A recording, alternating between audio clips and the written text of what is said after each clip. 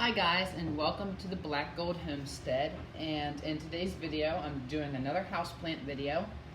I'm going to be talking to you about how I care for Phalaenopsis orchid. Phalaenopsis orchid is also known as the moth orchid, and it is probably the most common orchid that people grow in their homes. And this one you can see has very large leaves. It's currently flowering and it's just really thriving here.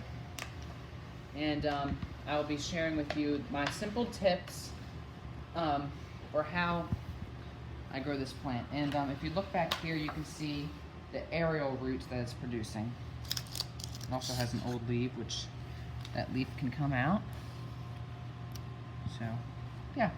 So this is the Phalaenopsis orchid. And also, I just want you guys to take a quick look at the bottom side of the leaves. And if you look at this leaf, you'll see white. It looks almost like, right where my pinky is. It looks almost like cotton in a sense. That's mealybugs. And mealybugs are super easy to treat. They're a little pest and they suck some of the sap. If left untreated, they can kill the plants, but they're easy to treat. The rubbing alcohol, 70%, you can go 90% if you want. It doesn't really honestly matter. But you just put your rubbing alcohol in a dish. And once you get a lot of houseplants, you'll probably find that certain pests, like the mealybug and aphids and such, are more common, but they're all pretty easy to treat.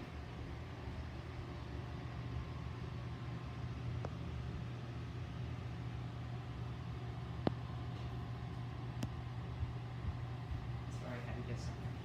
So, what you do is you just want to get your alcohol, your rubbing alcohol, and a Q-tip, or even a piece of paper towel. You want to moisten it down, and then go on the undersides of your leaves. And if you want to get a close-up on this,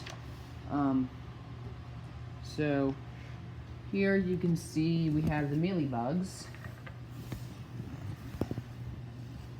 underneath there, and we're just going to take and watch whenever I get them wet what happens. You can see that they turn brown. That's because the bugs are dying. And you want them to die because if, like I said, left untreated, they have the ability to unfortunately kill your plants. But like I said, they're very easy to treat just with a Q-tip and all.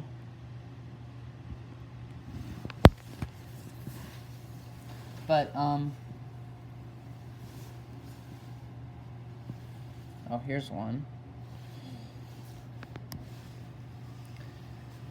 So, other than that, other than the mealybugs, I found that these orchids are quite, pest-free. That's the only real bug that I found to bother them here. And, afterwards, after you do the alcohol treatment, if you wish, you can use lukewarm neem oil, but you want to make sure that your neem oil has been diluted in water, and you can just spray it onto the plant or rub it on, and that will really help to kill off any of the mealybugs. Now, as far as the care goes, the orchids are, the Phalaenopsis orchid at least, is fairly easy to care for. I keep mine in front of an eastern window, pulled back 3 to 4 feet. It does really well in that eastern window, so it gets the nice gentle morning sun, and then it gets indirect light for the rest of the day. Now, I think a lot of people have a hard time figuring out the proper watering for the orchids. A lot of times whenever you buy these plants, they will tell you to water via ice cubes. And that is one way to do it, and people do have success watering them with ice cubes. but personally, I don't.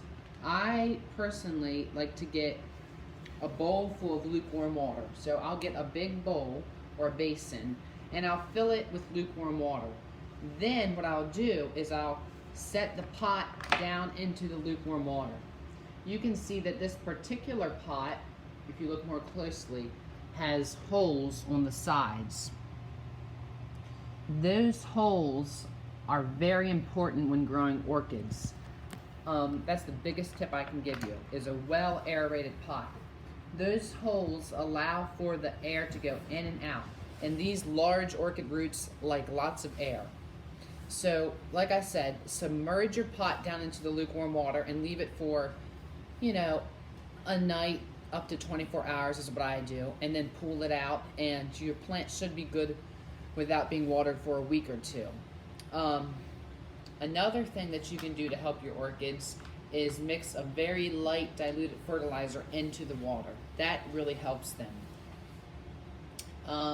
Also, you can take damp paper towels and wipe off the leaves to get off any dust, and that helps in growing the orchids as well.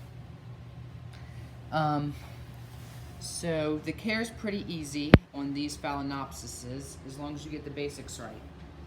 But one thing that I do want to mention is the soil that you plant them in. They don't do very well in regular potting mix.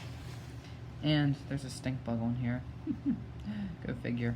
But as you can see, this one has a lot of rocks that it's growing on. These are an epiphytic plant, so they will grow naturally on trees and on rocks. And if I can just move some of these rocks, you might get a better representation. If you look down in here, you may be able to tell that the media is barky. We use a bark media instead of a regular soil. And that bark allows for quicker drainage and more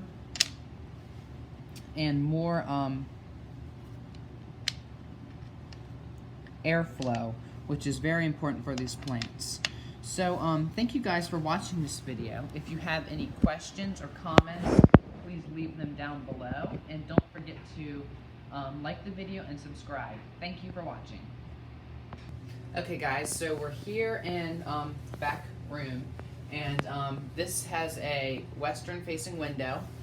And in addition to the orchid, I just want to show you this Hoya that I have growing back here. If I can take this curtain rod out. This Hoya was gifted to me as a cutting last summer.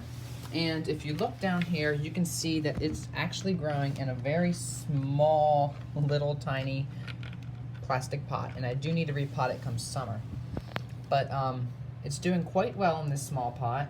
And in this window, you'll also see some peperomias, 2 different peperomias, a Sansevieria cutting, a tiny bit of Haworthia I'm trying to root, and another type of peperomia. But what we're trying to look at here is the Hoya, and I want to show you guys this because it has peduncles forming with buds, and the peduncle is the kind of woody spur, is what they call it, that hangs down off the plant in between a leaf node.